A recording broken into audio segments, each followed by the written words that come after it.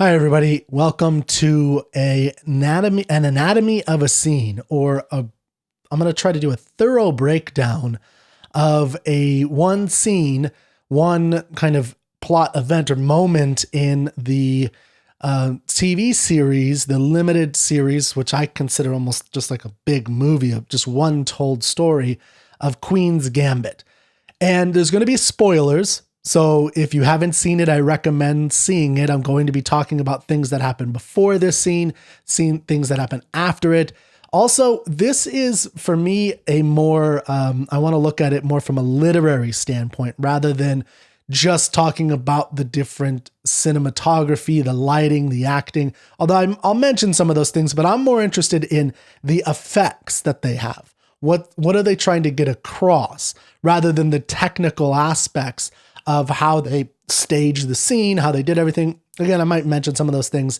I do have a film production degree, so I'm interested in the technical aspects a little bit. But for me, it's always about how does it actually tell a story. I don't like it when people get so lost in the technical aspects of things that they forget that the point is to tell a story. And I think some directors sometimes do that, where there are some directors who I think are so obsessed with the technical aspect that they get lost in it. So we're going to watch this scene. This happens in episode 2. And I think it's really telling toward the whole theme that plays throughout this story. And, the story of course, if you don't know the Queen's Gambit, again, go watch it. But essentially, it's a story of a young, unexceptional girl who is orphaned by an accident, or so we think in the story. Again, there's spoilers. Of her mother getting in a car accident. Beth Harmon is sent to the Methuen house, which is an orphanage, a religious orphanage.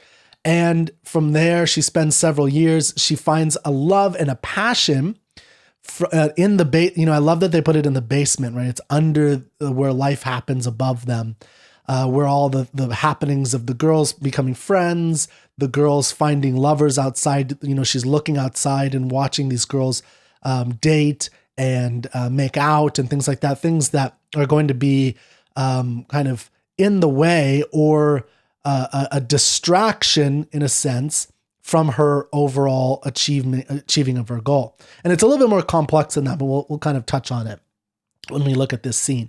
And then her goal becomes, it kind of starts being, I just want to be better than everybody that I can. I want to beat people. She really, in that first episode, she really, even as a 9-year-old, she says she gets pleasure from dominating the boys in there. And to some degree, what happens is you see that there's the universe of chess, which is an abstract world. And you could think of it as a sport, by the way. It's another way to look at this story, is it's a sports thriller, a sports story, just like Rocky, right? Where there's a desire to become the world champion.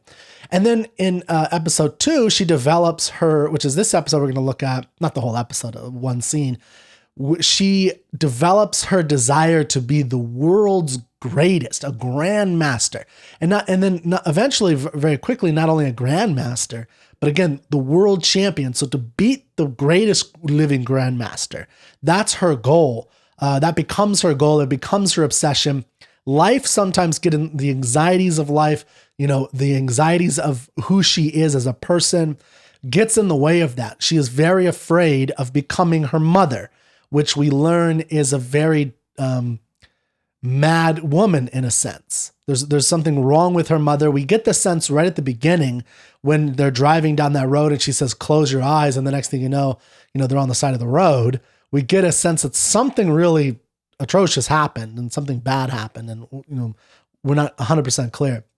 So that's what Beth Harmon is struggling against. And the story is, of course, not only the sports story, but it is a coming of age story. It's about her development as a character. That's the driving force of this story. It's her becoming a woman, going from girlhood to womanhood with this particular talent in a man's world and trying to navigate that. And that's where the plot events occur, is when if you look at it from that perspective, you see these plot events. Sometimes they're biological, like what we're going to see in this scene. But that biological, element is not there accidentally. And so everything in here is very purposeful. It's very well done. It's great literature, great art. Okay. So let's look at the scene, and I'm hoping I'm not going to get hit with copyright stuff, but we'll look at the scene, and I'm going to back it up just a little bit. So just so you know, right now, this is not the scene we're going to look at. This is her at the Kentucky championship. And we're going to look at the scene when she comes home from the championship. So this is the end of that scene. So when she comes home from that championship and she spends some time with her mother, and this is not the first time she met her adopted mother, Alma Wheatley. So this is Beth Harmon, if you're not familiar, although of course you should be. Okay, so let's go into this. So again, this is not the scene we're going to look at too much. Although it is interesting, she gets frustrated by a life thing, a body thing. So body and mind is a big theme in this movie. Like that distracts her a little bit, right? That bothers her that he's doing that.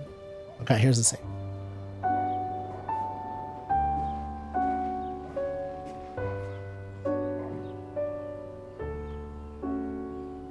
I've started menstruating.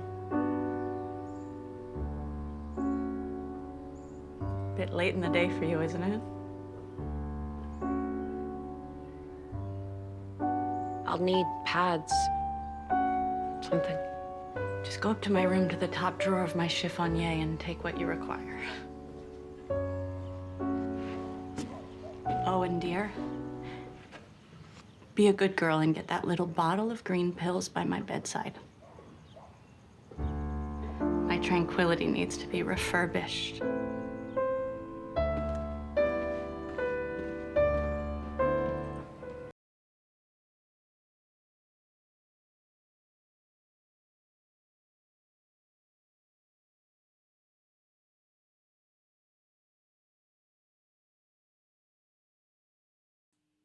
Oops, sorry, I was on mute. I was saying I'm going to define this as a plot moment. And part of what's happening the reason I'm saying that is because in the medium of cinema, which this is cinema, cinematic art, moving picture art, you have if you were to write this as a screenplay, you would say the slug line would be interior, living room, day, and then you'd have all that dialogue we just heard, and then you'd have interior, upstairs day, or upstairs bedroom day, or whatever, and they'd break it up like that because that's how they would shoot it essentially, when they're actually creating it. But you could take this whole thing. There's two ways you could take it. You could take it as the Kentucky championship, where she has the conflict of trying to win. That's the plot moment. She's trying to win the state championship. And then, this is her going home for a moment in between the days. A lot of tournaments take more than one day to accomplish. This becomes very established throughout the series. And this is a moment of going home. And, we'll see that it even has an effect on her at in the next scene, which we won't go into too much. But when she goes back to play Harry Beltic and she wins the championship, she does what her mother has taught her, just like Jolene has taught her. It's a continuation of some of the problems of how she pushes away, just like what we're about to see in this scene. She pushes away the problems of the world to focus on chess. So we're going to get into that a little bit more. I just wanted to break down the idea that you could look at this whole, like I said, the whole thing as the Kentucky championship as one of the events, or you could even look at it as like two scenes. So this is a scene within that moment. But I would even say developmental wise, it's the Kentucky championship. Going home is a critical moment in that championship.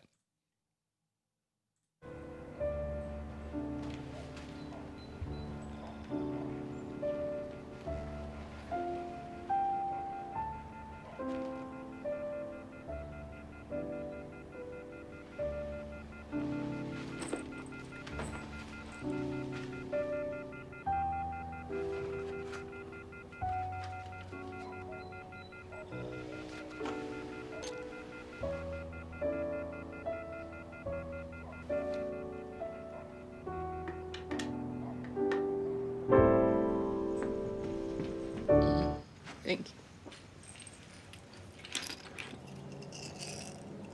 Something wrong. Wrong. I'm not Aristotle, but yes, I think something could be construed as wrong. I've received a message from Mr. Wheatley. What did he say? It seems Mr. Wheatley has been indefinitely detained in the Southwest. Somewhere between Denver and Butte. Though Aristotle was a moral philosopher and I'm just a housewife. Or I was a housewife. Can they send me back if you no longer have a husband? You put it concretely.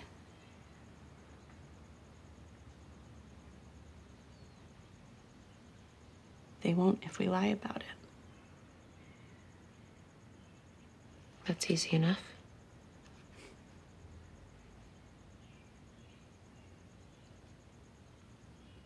You're a good soul, Beth. Why don't you heat up the chicken dinners in the freezer, okay? Set the oven at 400. I don't know how to put these on.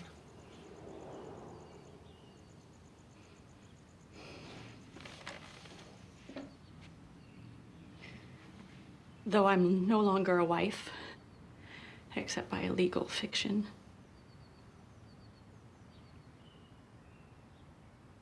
I believe I can learn to be a mother.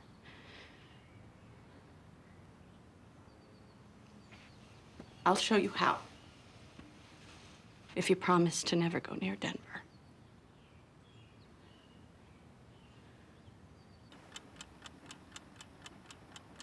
I'm including this in here too. This is the whole home scene.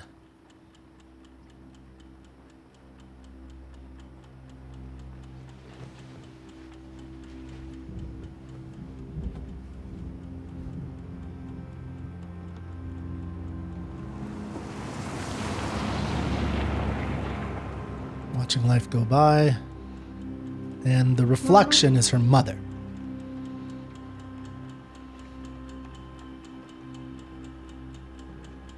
Close your eyes.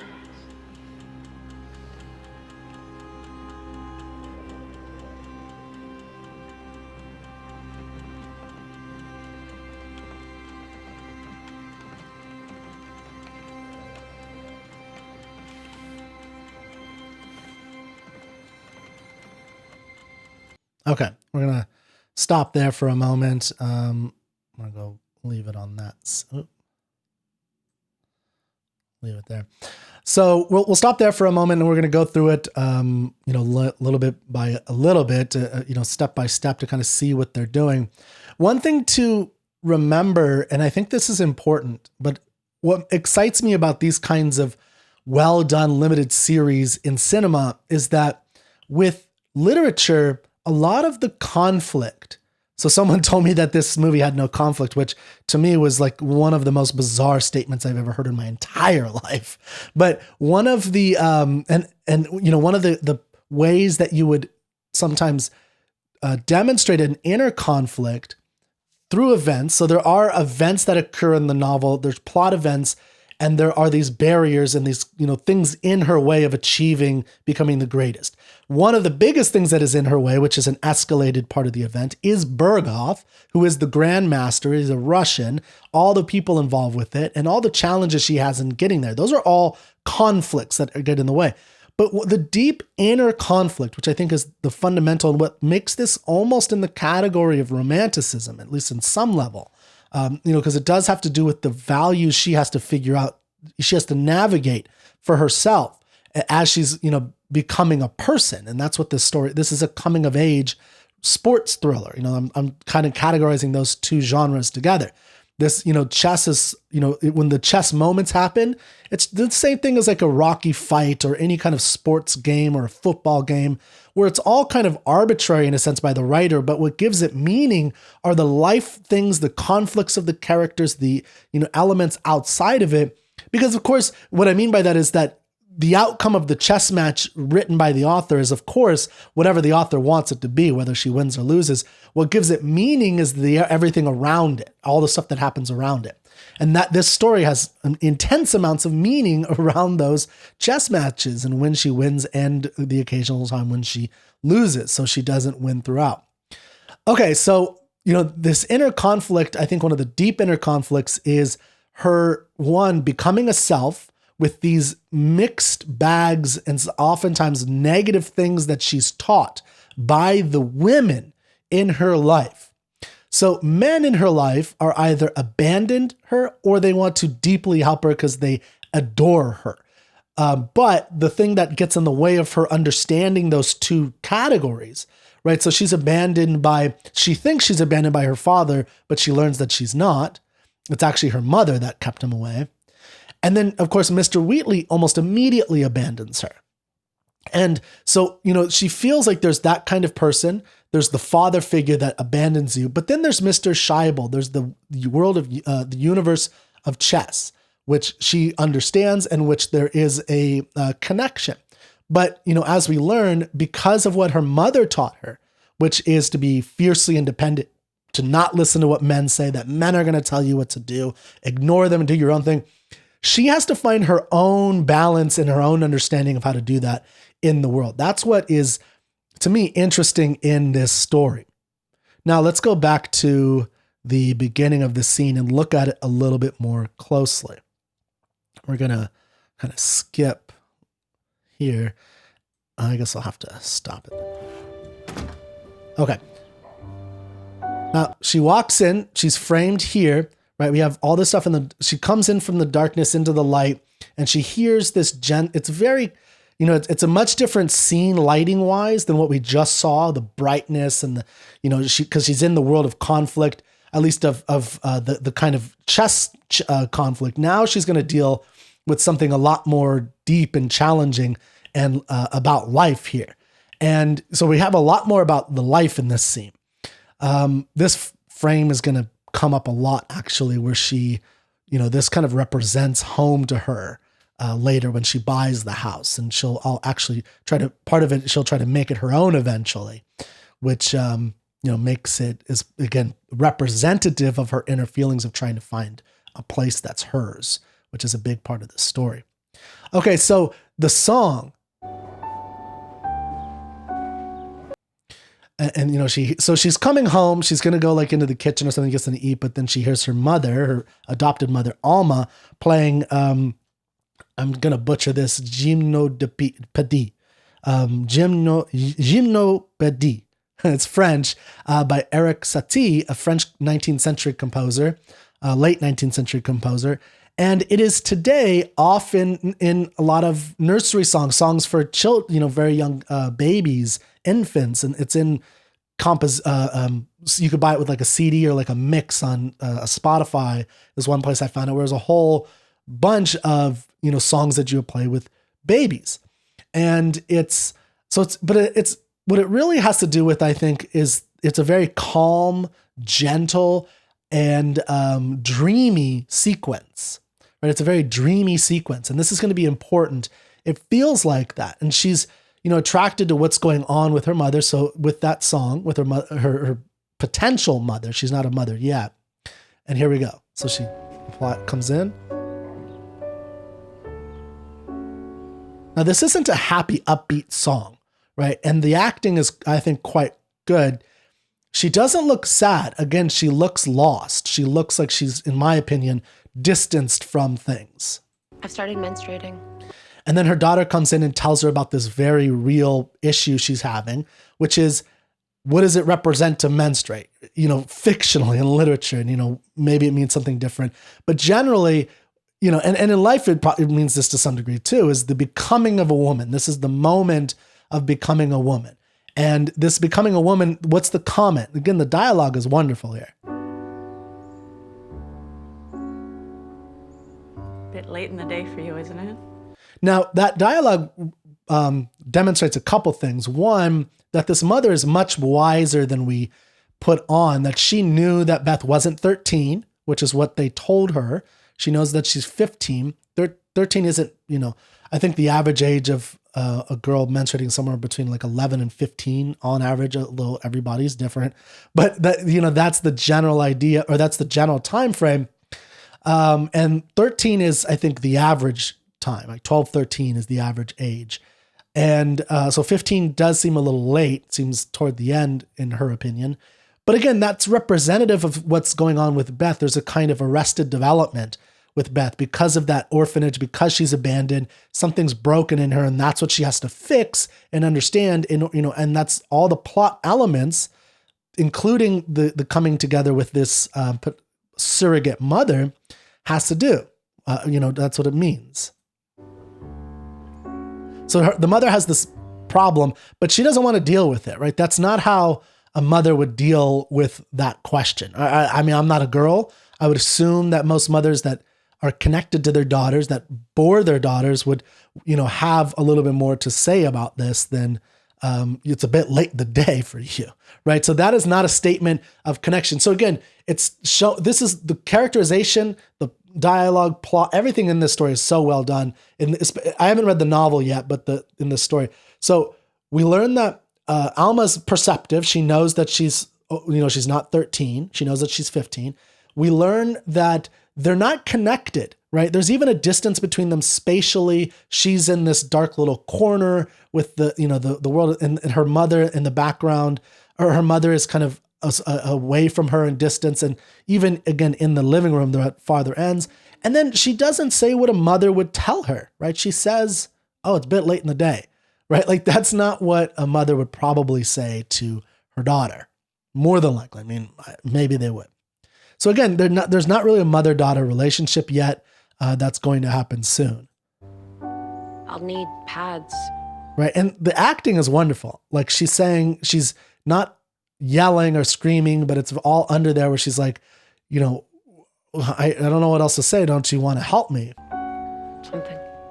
Just go up to my room to the top drawer of my chiffonier and take what you require.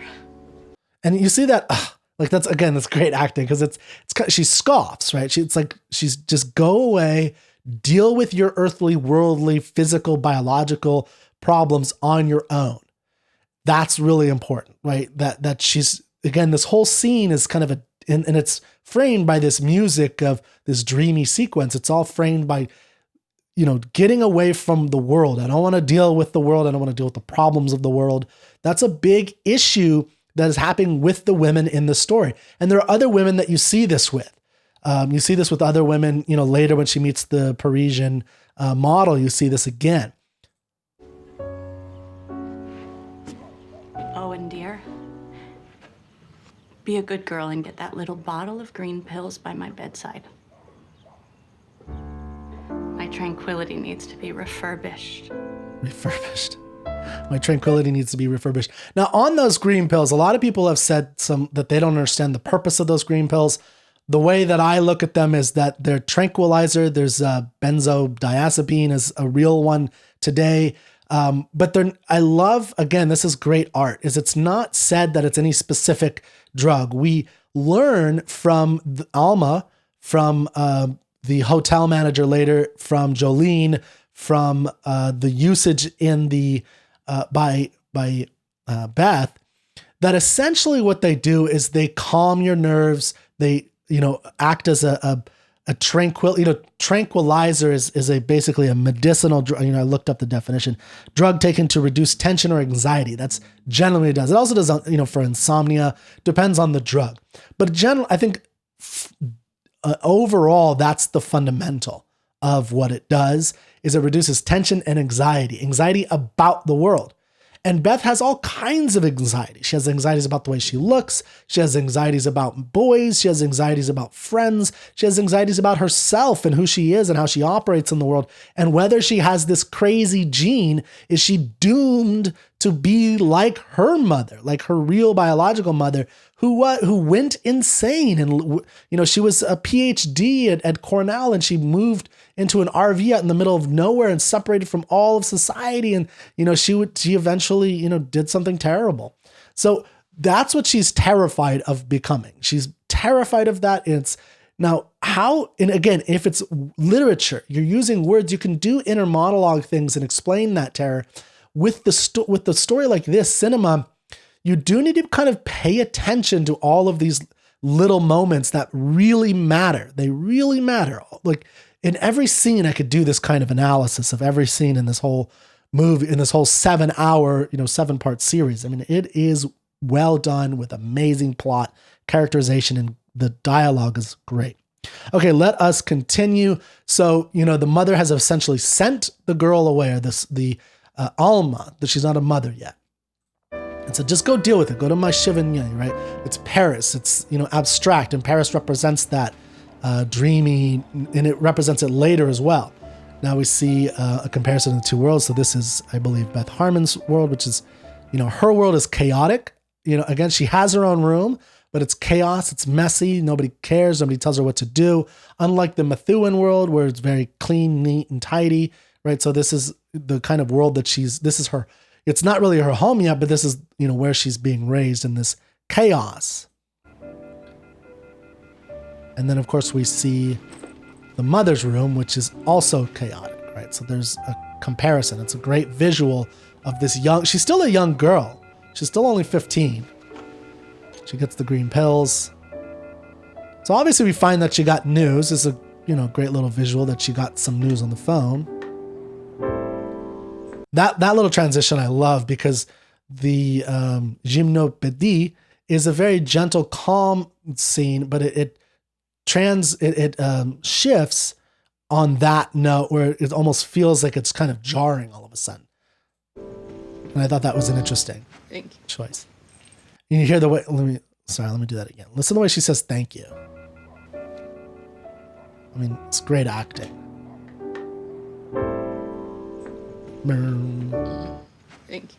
Thank you. Right? Like she's there's something devastating has happened, and we get that sense.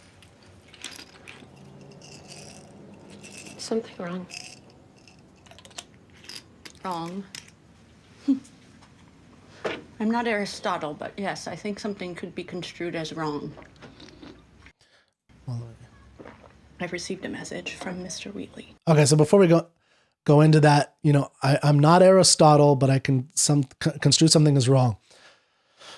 Again, we're going to see this again in a second. This whole scene and this whole event at home is demonstrating of these girls at this time. This is in I think the mid 60s, that they're dealing with problems and they can't deal with life. They're out of control. There's a lacking of control in their life. And so the way they deal with it is with these new drugs, these tranquilizers in this case, which is, again, a kind of continuation for Beth of that, taking the pills to avoid the problems of life and be able to focus on her one dominating focus in life, which is to achieve becoming the greatest chess player alive.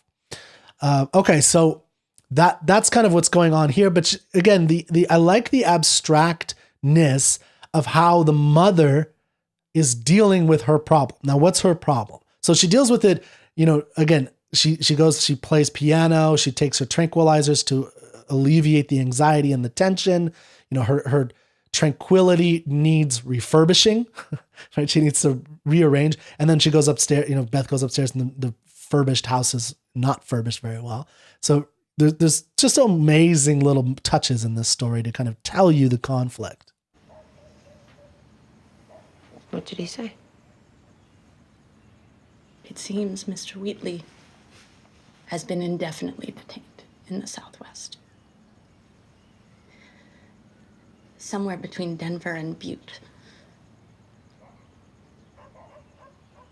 Okay, so the camera's going to move back and we're going to see another distance. So they've connected over these tranquility. These movements aren't accidental, by the way. But anyway, so the way her mother even phrased that, or the Alma Wheatley phrased that, is really interesting. She is, again, distancing herself from the world problem. She doesn't, and we're going to see this in the dialogue to come, but she puts it as, he has been indefinitely detained, right? Somewhere between Denver and Butte.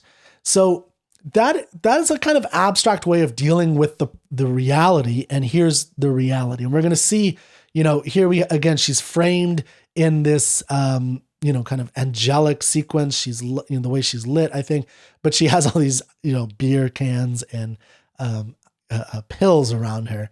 And but again, I think the music, the dreamy sense of trying to be taken away from the problem solving, escaping. And that's what these drugs and alcohol does to her. It's the attempt that they're going for. Though Aristotle was a moral philosopher and I'm just a housewife. Or I was a housewife. And so that's that whole little sequence of dialogue where she says, there's Aristotle was I'm not a moral philosopher. I'm not Aristotle, but I would say that there is a problem, right? She tells that then second, her husband was detained. And then she has a philosophical moral discussion in her head or out loud about the difference between a moral philosopher and a housewife. And, in a kind of sequence of what's going on in her mind, she says, or was a housewife, right? So. Though Aristotle was a moral philosopher and I'm just a housewife. Or I was a housewife. So again, how is she dealing with her life problems, with her relationship? Abstractly. She's staying away from it. She's, looking at it she's trying to look at it away, as kind of like, here's a bubble. Let me write an article, an essay, give a philosophical treatise toward the fact that my husband has left me. Can they send me back if you no longer have a husband? You put it concretely. So again, that's great. That's a part. This is I think spinning on a great example of showing in a microcosm the entirety of the 7 episodes of what's really happening in the inner conflict. Is part of what chess represents is an escape as well. That's not the only thing it represents, but that's a big part of what it is for Beth. It's another universe. A universe that she can control, she can understand, where the rules are firm, where the rules make sense to her, and she can dominate that world. Whereas in the real world, this is a world where her mother kills herself and with her kid in her car because she doesn't know what to do with Beth Harmon, her daughter. Where she, her mother implanted in these ideas into her head at a very early age. By the time she's 8 or 9 years old. And that is what kind of gets in the way of Beth's achievement of happiness on earth, is part of becoming mad and having all the ideas of her mother, being determined by her mother. And that's what she has to break free of again. And so that's a big part of what's happening in this story. And here we're getting the same kind of thing with this mother here. We're seeing that with the mother, or with the surrogate mother. And she's about to take on the duties of motherhood. They won't if we lie about it. That's easy enough. So they're connected through a lie. They're going to be. You're a good soul, Beth. Why don't you heat up the chicken dinners in the freezer, okay? Set the oven at 400. Domestic reality. I don't know how to put these on. And then she's telling her the problem that she had about being a woman. Great little acting moment here. I mean, it's all great. Though I'm no longer a wife, except by a legal fiction.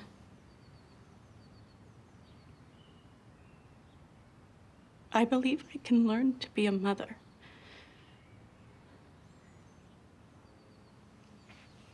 I'll show you how.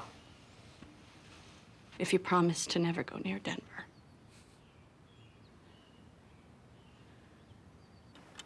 Now, one of the things that's great about this moment is, one, I mean, the standing up is perfect, right? Like she's taking on a duty and she stands up and she, she's got her shoulders back. She's like a soldier when she makes that statement. Where does it happen? Why don't you heat up the chicken dinners in the freezer, okay? It's like, just a second. I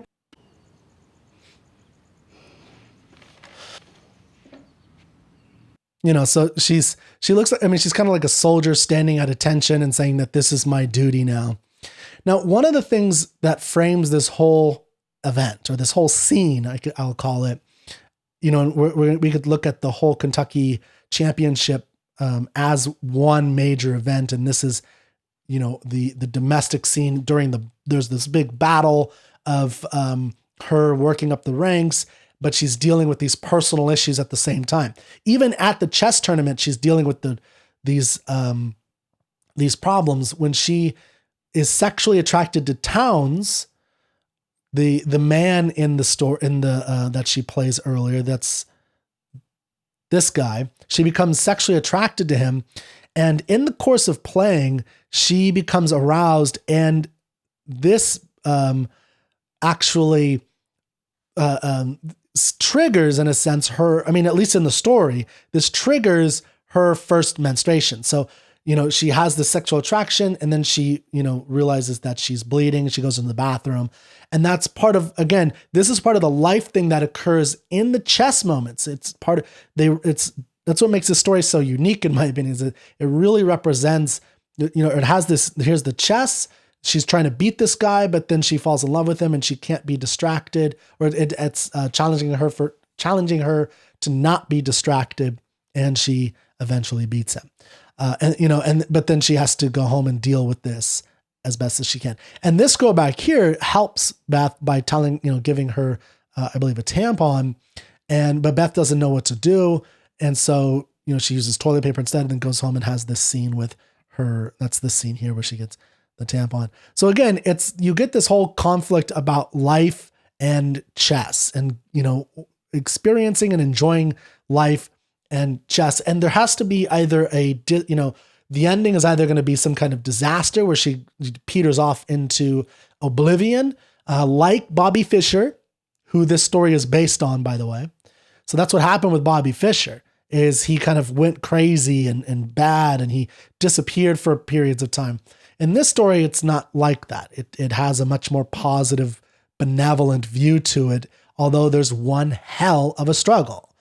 It's just not a struggle with like guns and fist fights and things, yelling at each other. It's subtle. You have to watch and pay attention to the signs that the author and the creators are telling you. This woman dealing with her failures is a big issue in the story, and that this is how she deals with the anxieties of life.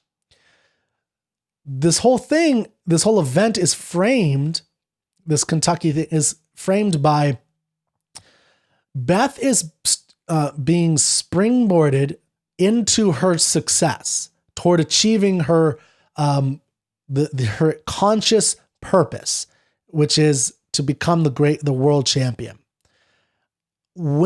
As she's doing this, her surrogate mother, her soon-to-be mother, is achieving the next failure in a series of life failures.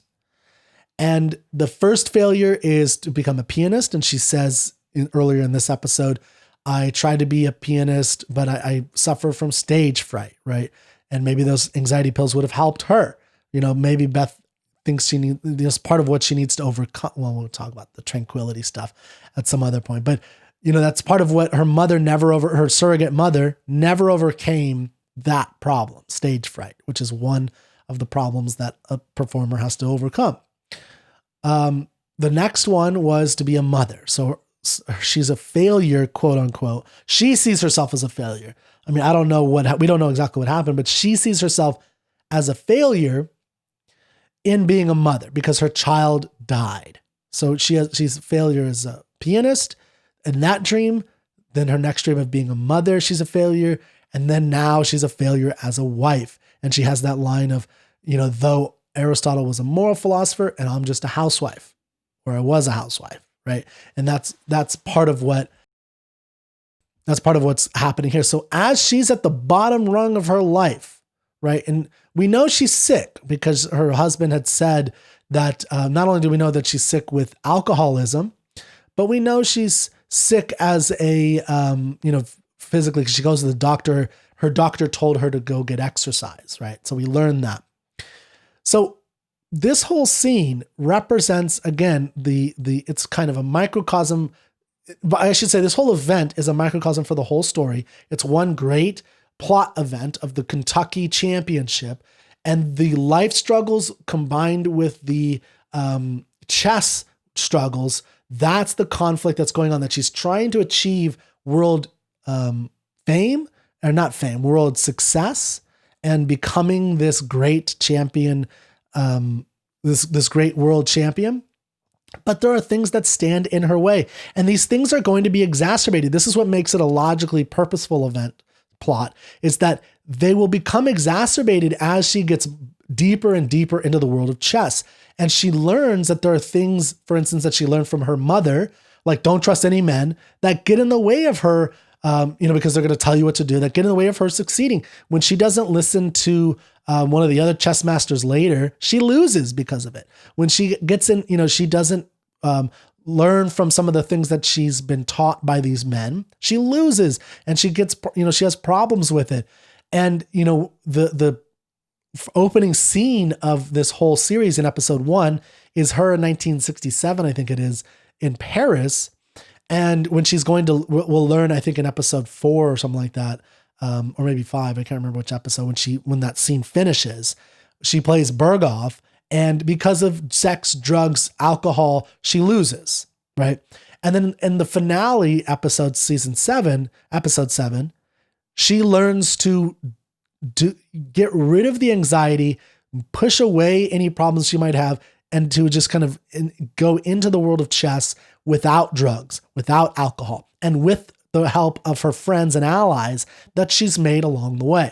And that's one of the things that I think is really great about this story, is she becomes this quote unquote queen, or this, fully grown woman. And there's so many intense obstacles throughout the way.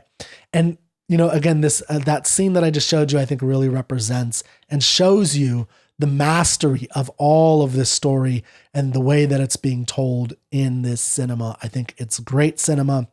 I can understand so much why it's so popular. Even if you don't grasp all the elements and think about it in the way that I just did, it kind of hits you a little bit, like it's there, skimming the surface. And hopefully I helped you to pull some of that out. So, I hope you enjoyed that anatomy of a scene. I know I went really deep into it. But that's what it sometimes it takes to really get out of a story what's going on. Okay, thank you, and I'll see you next time.